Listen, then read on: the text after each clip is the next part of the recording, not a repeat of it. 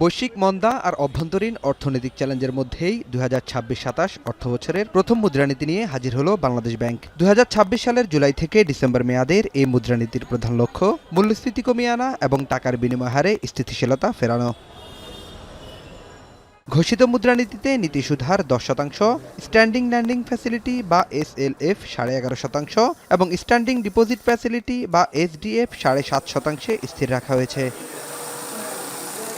কেন্দ্রীয় ব্যাংক বলছে, মূল্যস্ফীতির লাগাম টেনে ধরতেই এই সংকোচনমূলক অবস্থান। যদিও এর আগের মুদ্রানীতিতে 10% নীতি সুদ হারে মূল্যস্ফীতিকে নিয়ন্ত্রণে আনতে পারেনি বাংলাদেশ ব্যাংক। মনিটারি পলিসির ব্যবহারের জন্য যে হাতিয়ার আমাদের কাছে অ্যাভেলেবল আছে সেটা প্লাস অন্যান্য স্টেক হোল্ডারদের যে ভূমিকা সেটাকেও আমরা প্রত্যাশা করব একই সাথে সহায়ক ভূমিকা পালনের মাধ্যমে আমরা মূল্যস্ফীতিকে কমাতে সাকসেসফুল হব।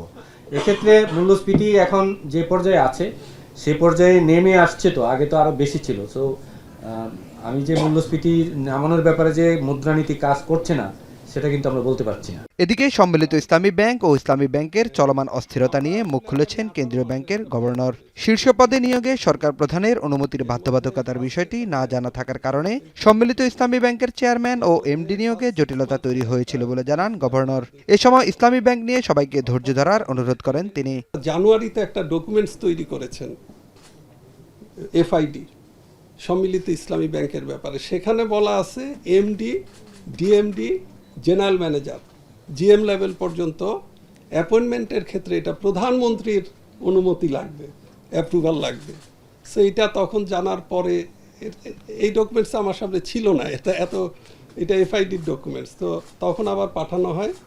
সো এই প্রসেসটা শেষ করতে করতে আমাদের মের শেষ সপ্তাহে আমরা প্রাইম মিনিস্টারের ওইখান থেকে অ্যাপ্রুভাল পাই। আমি সবাইকে রিকোয়েস্ট করবো স্পেকুলেটিভ কোনো আলোচনা আমরা না করি, একটু ধৈর্য ধরে অপেক্ষা করি। এটা একটা ব্যাংক, এটা ব্যাংকিং কোম্পানিজ অ্যাক্ট দ্বারা নিয়ন্ত্রিত, আমরা আইনের বাইরে কিছু করব না। মুদ্রানীতির সফল বাস্তবায়ন এখন নির্ভর করছে বাজার তদারকি এবং ব্যাংক খাতের সংস্কারের সঠিক প্রয়োগের উপর।